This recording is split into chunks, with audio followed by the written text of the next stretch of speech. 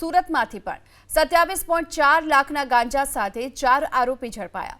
બાતમીને આધારે એસઓજીની ટીમે કારેલી ગામમાં મધુવન રેસિડેન્સીના એક મકાનમાં દરોડો પાડ્યો, જ્યાં તપાસ કરી તો 55.494 કિલોગ્રામ ગાંજાનો જથ્થો મળી આવ્યો। આરોપીઓ આ ગાંજાનો જથ્થો ટ્રેન મારફતે ઓડિશાથી સુરત લાવ્યા હોવાનો ખુલાસો થયો। પોલીસે સ્થળ પરથી 4 ઇસમોને દબોચી લીધા, જ્યારે કે ગાંજાનું નેટવર્ક ચલાવનાર અન્ય 7 આરોપીઓને વોન્ટેડ જાહેર કરાયા।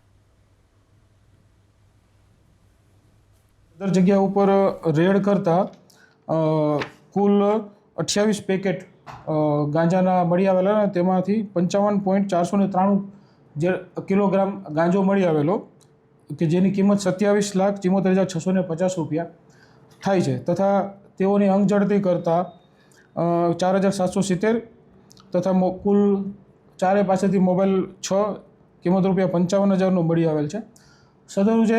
સદર જે મુદ્દામાલ જે છે તેને રાજેશ ઉર્ફે રામ ઉર્ફે ગંગુચેલી બલરામ દેવાસી જે ગંજામનો રહેવાસી તેને અને જયસિંહ જે ઓરિસ્સાનો રહેવાસી છે આ મુદ્દામાલ તેઓના માણસો મારફતે અત્રે પહોંચાડેલો હતો અને આ તમામ જે ચારે આરોપીઓ જે છે એને અટક કરવામાં આવેલ છે અને ઓલપાડ પોલીસ સ્ટેશન ખાતે આ ચારે વિરુદ્ધ NDPSનો ગુનો દાખલ કરવામાં આવેલ છે અને આમાં કુલ બીજા 7 આરોપીઓને વોન્ટેડ જાહેર કરવામાં આવેલ છે।